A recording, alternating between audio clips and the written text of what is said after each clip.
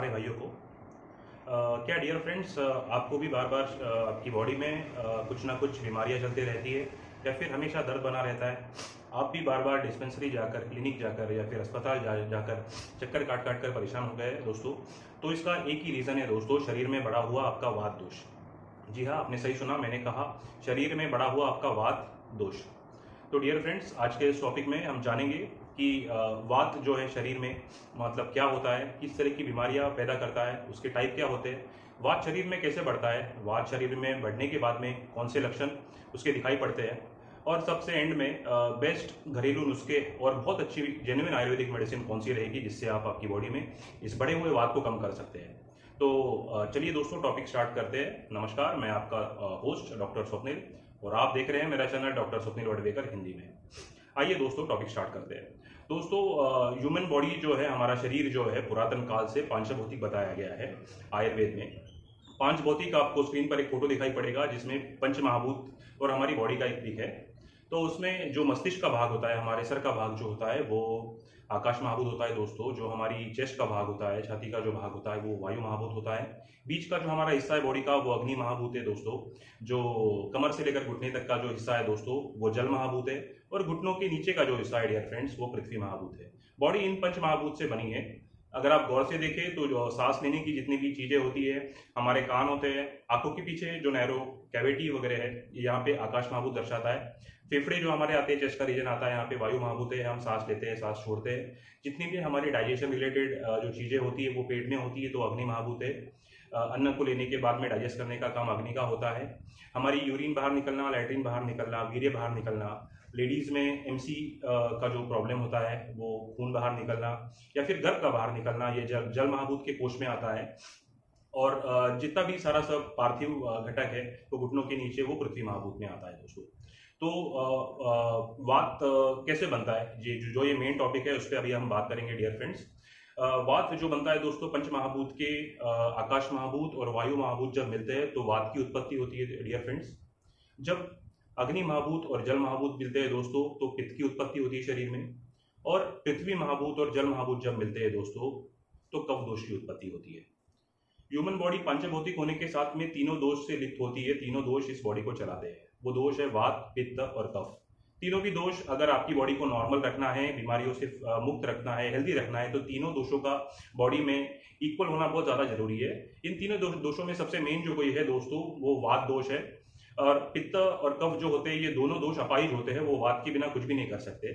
मतलब ऐसा भी कह लिया जाए कि वात के हाथ में पूरा रिमोट कंट्रोल होता है बॉडी का। आपको वीडियो में के अगले पार्ट में सब कुछ क्लियर हो जाएगा कि ये कैसे काम करता है। तो जैसे मैंने बताया कि पित्त और कफ अपाहिज होते हैं, सारे सब कुछ जो कर्म होते हैं वात के अंडर ही होते हैं। अकेला वात जब दूषित हो जाता है ह्यूमन बॉडी में तो 80 तरह की बीमारियां उत्पन्न करता है। पित्त अगर दूषित हो जाता है तो वो 40 प्रकार की बीमारियां उत्पन्न करता है डियर फ्रेंड्स। और अगर कफ दूषित हो जाता है तो वो 20 प्रकार की बीमारियां पैदा करता है। तो चलिए देखते हैं कि वात जो होता है शरीर में उसके प्रकार कौन कौन से हैं। बॉडी के लोकेशन के हिसाब से आयुर्वेद में इसके अलग अलग प्रकार बताए गए हैं। सबसे पहला आपको स्क्रीन पर दिखाई पड़ेगा, सबसे इंपॉर्टेंट शरीर का जो पहला पार्ट है वात का वो है प्राणवायु। प्राणवायु नाम के हिसाब से ये शरीर का प्राण होता है, शरीर को धारण करता है, शरीर की रक्षा करता है। इसका लोकेशन मस्तिष्क में बताया, थोड़ा बहुत चेस्ट के रीजन में भी इसका लोकेशन बताया। इसका कार्य क्षेत्र दोस्तों मस्तिष्क से लेकर हमारा गला और चेस्ट तक होता है। सांस लेना, सांस छोड़ना, शरीर को धारण करना, ऐसे इंपॉर्टेंट काम प्राणवायु करता है। 2 नंबर का जो इसका वायु है शरीर में, इसका नाम है उदान वायु। इसकी लोकेशन चेस्ट बताई है, हार्ट बताइए। खांसना, छींकना, प्रयास, ऊर्जा, हमारी बातें करना मतलब वाणी, शरीर का कलर, बहुत सी इंपॉर्टेंट चीजें जो है दोस्तों उदान वायु के अंतर्गत होती है। इसका लोकेशन जो होता है फेफड़े बताए गए हैं हमारे और हृदय बताया गया है डियर फ्रेंड्स। तीसरे नंबर का इंपॉर्टेंट वायु जो है दोस्तों समान वायु है। समान वायु पेट के हिस्सों में रहता है। ये भूख बढ़ाने का काम करता है, खाने को हजम करने का काम करता है दोस्तों, डाइजेस्ट करने का काम करता है। बहुत इंपॉर्टेंट काम है, बहुत इंपॉर्टेंट वायु है। बहुत सी बीमारियां दोस्तों पेट से पैदा होती है, इसलिए समान वायु का इंपॉर्टेंट रोल होता है प्राणवायु के नीचे। चौथे नंबर का जो वायु है दोस्तों वो है व्यान वायु। व्यान वायु पूरी बॉडी में फैलता रहता है, मतलब घूमता रहता है। इसका काम जैसे आंखें मीचना, आपका भागना, दौड़ना, जो भी डे टू डे लाइफ की एक्टिविटीज होती है दोस्तों वो व्यान वायु के अंतर्गत आती है।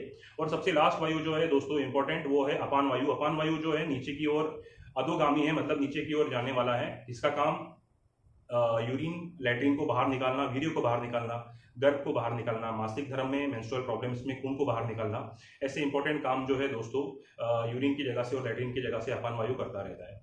तो ये 5 वायु थे दोस्तों। अभी हम बताएंगे कि वात के गुण कौन कौन से हैं।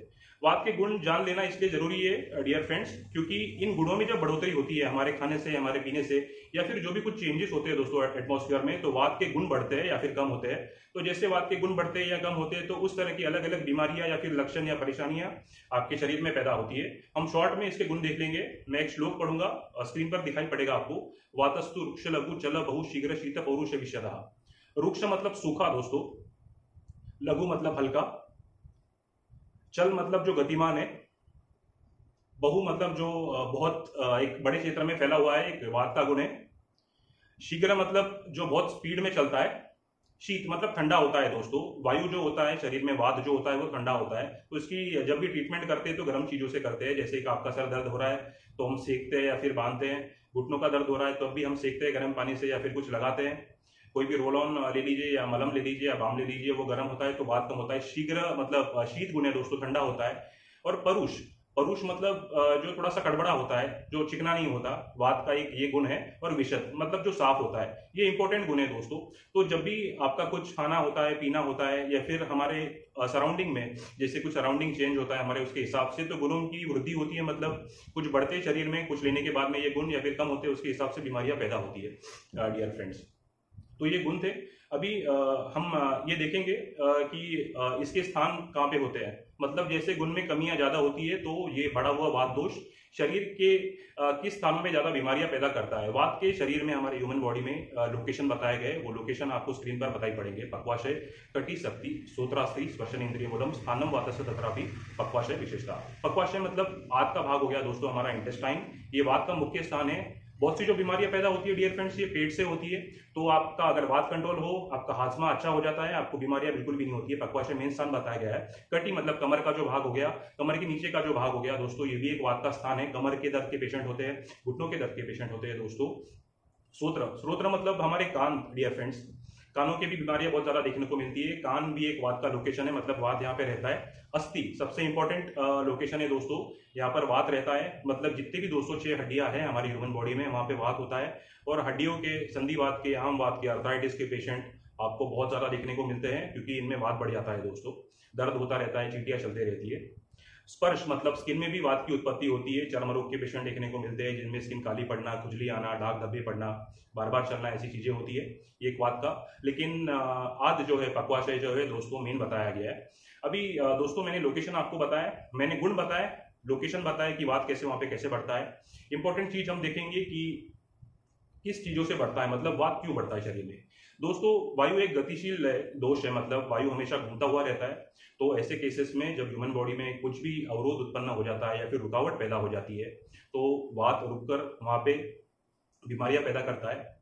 इसके कुछ कॉमन रीजंस मैं आपको बताऊंगा कि खाना आपका हजम होने से पहले ही खाना खा लेना, देर रात तक जागना, सूखी चीजें बहुत ज्यादा खाना, तीखी चीजें ज्यादा खाना, कसेली चीजें बहुत ज्यादा खाना, चिंता में डूबे हुए रहना।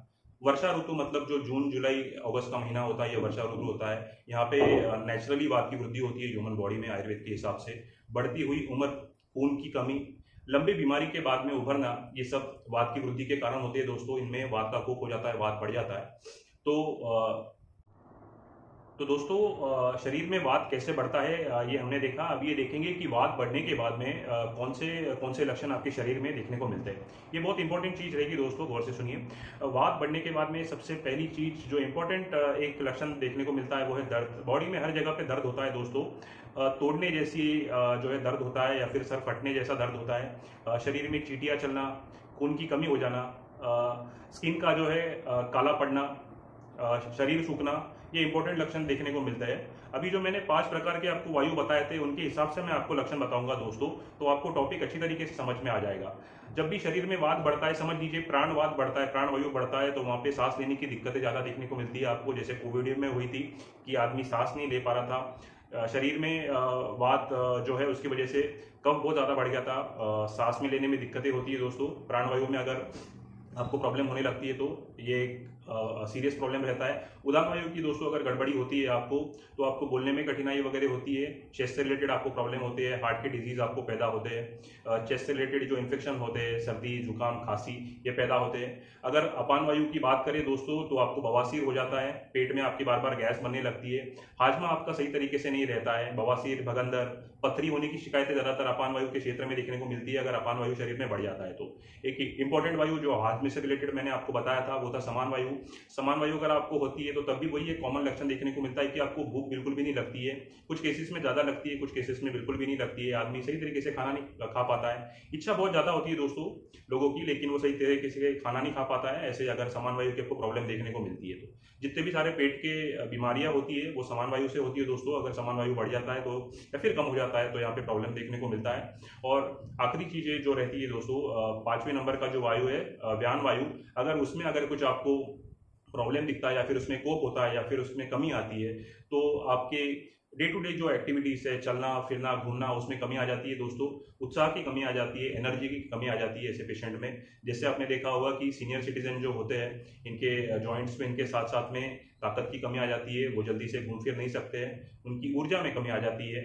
ऐसे दोस्तों लक्षण आपको देखने को मिलते हैं। ये कुछ कॉमन लक्षण मैंने आपको बताया कि जब भी शरीर में वात बढ़ता है, और 5 टाइप के वात से अलग अलग प्रकार के कौन से लक्षण आपको देखने को मिलेंगे दोस्तों वात बढ़ने के बाद में। अभी टॉपिक को खत्म करने के साथ में जैसे मैंने बताया था कि मैं बेस्ट पॉसिबल घरेलू नुस्खे और एक बहुत अच्छी मेडिसिन आपको बताऊंगा जिससे आप वात को कंट्रोल करके शरीर में पैदा होने वाले अलग अलग तरह की 80 टाइप की बीमारियों को आप घर बैठे ही कंट्रोल कर सकते हैं दोस्तों। जैसे दोस्तों आपको मालूम होगा कि वायु देवता के पुत्र हनुमान जी है, और जैसे ही हम हनुमान जी को सौंठ और तेल अर्पण करते हैं, वैसे ही दोस्तों वात में सबसे अगर कोई रामबाण दवाई हो तो वो तेल होता है, और सौंठ ले लीजिए या फिर अदरक ले लीजिए, ये दोनों भी चीजें बहुत ज्यादा इंपॉर्टेंट है दोस्तों। मैं सबसे पहले तेल का महत्व बताऊंगा डियर फ्रेंड्स आपको। तेल अगर आपको लेना है वात को कम करने के लिए, ह्यूमन बॉडी में मसाज करने के लिए, कहीं भी अगर वात की वृद्धि आपको लगती है तो वहां पे आप स्नेहन स्वेदन बताया गया है दोस्तों, मतलब स्नेहन मतलब मालिश करना तेल से, और स्वेदन मतलब सेकना, तो मतलब आप किसी गर्म चीज से सेक सकते हैं, गर्म बैग से दोस्तों आप सेक सकते हैं ऐसे केसेस में। और जैसे जो मैंने आपको गुण बताए थे दोस्तों वात के, जो कुछ मैंने आपको गुण वीडियो के स्टार्टिंग में बताए थे, तो जब भी हम तेल का इस्तेमाल करते हैं, तिल के तेल का इस्तेमाल करते हैं, या फिर आप सरसों का तेल ले लीजिए, या फिर साउथ में ले लीजिए तो नारियल का तेल, तो ये सारे वात के गुणों के ऑपोजिट होता है दोस्तों। तो जब भी चिकित्सा की जाती है, जो लक्षण दिखते हैं उसके ऑपोजिट गुण से चिकित्सा की जाती है। तो तिल के तेल में या फिर सरसों के तेल में या फिर नारियल के तेल में, ग्राह्य तो तिल का तेल लेना चाहिए, ये सारे वात के गुणों के ऑपोजिट होते हैं दोस्तों। तो जब भी आपको कुछ वात की शिकायत हो तो तिल का तेल का आप जरूर इस्तेमाल कीजिए मालिश करने के लिए।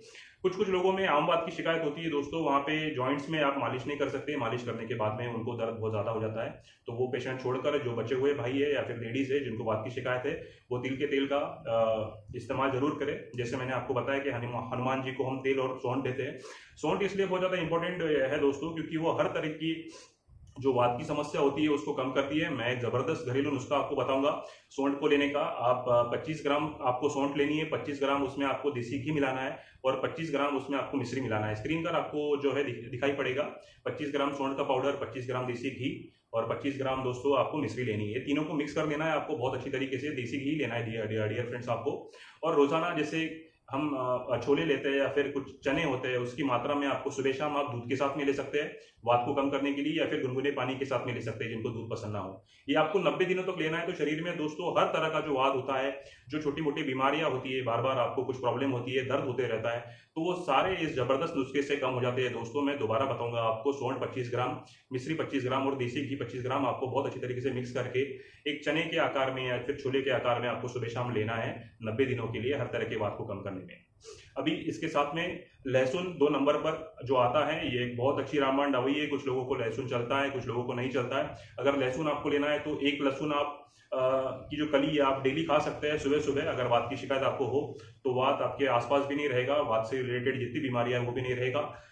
लहसुन का इतना ज्यादा महत्व है दोस्तों वात के रोगों में। लहसुन एक रामबाण इलाज बताया गया है। 3rd नंबर पर मैं आयुर्वेदिक दवाई बताऊंगा दोस्तों आपको, दशमूल। दशमूल ये 10 तरह की जो पावरफुल दवाइयां होती है उनकी जड़ होती है मूल, मतलब इन 10 को एक साथ करने के बाद में उन्हें दशमूल बुलाया जाता है। दशमूल वात के लिए बहुत ही अग्रगण्य दवाई है दोस्तों, जो आयुर्वेद में बताई गई है। इसको आप इसका काढ़ा भी सीधा मार्केट में अवेलेबल रहता है, या फिर दशमूलारिष्ट नाम से एक दवाई अवेलेबल रहती है। स्क्रीन पर दोनों के फोटो जो है आपको दिखेंगे, आप दोनों में से कोई भी चूज कर सकते हैं। आपको इसे 2 महीनों तक लेना है। 2-2 चम्मच सुबह शाम आप ले सकते हैं दोस्तों। दशमूल का काढ़ा दिखाई पड़ेगा आपको और दशमूलारिष्ट दिखाई पड़ेगा। 2-2 चम्मच सुबह शाम आप ले सकते हैं। किसी भी तरह की 80 टाइप की बात की बीमारी या प्रॉब्लम्स आपको हो दोस्तों तो ये 3 मेडिसिन डियर फ्रेंड्स जो है मैंने आपको बताई इस केस में। आयुर्वेद में पंचकर्मा में सारी ट्रीटमेंट एक साइड में, और पंचकर्मा की बस्ती एक साइड में। बस्ती मतलब तेल और काढ़े का एनिमा दिया जाता है दोस्तों लैट्रिन की जगह से। आपको मालूम होगा एनिमा क्या होता है। वैसे आयुर्वेद में पंचकर्मा में वात रोगों को जीतने के लिए बस्ती एक सर्वश्रेष्ठ चिकित्सा बताई गई है। लेकिन ये थोड़ा सा लंबा प्रोसीजर होता है जो कई दिन तक चलता है, 7 से 10 दिन तक। तो दोस्तों ये आज का वीडियो था जहाँ पर मैंने वात के गुण, वात कैसे बढ़ता है और इसका प्रतिकार करने के लिए आप कौन से अच्छे तरीके का इस्तेमाल कर सकते हैं, जेन्युइन तरीकों का, और वात की बीमारियों को आप कम कर सकते हैं, ये मैंने बताया। वीडियो अगर दोस्तों आपको पसंद आता है तो जरूर हमारे वीडियो को लाइक कीजिए। नए दर्शक हमारे चैनल को सब्सक्राइब करने के साथ में बेल आइकन प्रेस करना बिल्कुल भी ना भूलें, क्योंकि जब भी हम नए वीडियोस जानकारी से भरे अपलोड करेंगे तो उसके नोटिफिकेशन आपको जरूर मिलते हैं। आप मुझे दिए गए नंबर पर आपकी अगर कोई समस्या हो तो कांटेक्ट कर सकते हैं। उसका जल्द से जल्द रिप्लाई करने की हम कोशिश करेंगे व्हाट्सएप पर। जल्दी मिलते हैं दोस्तों अगले वीडियो में। तब तक के लिए मैं आपका होस्ट डॉक्टर स्वप्निल आपसे विदा लेता हूँ। धन्यवाद।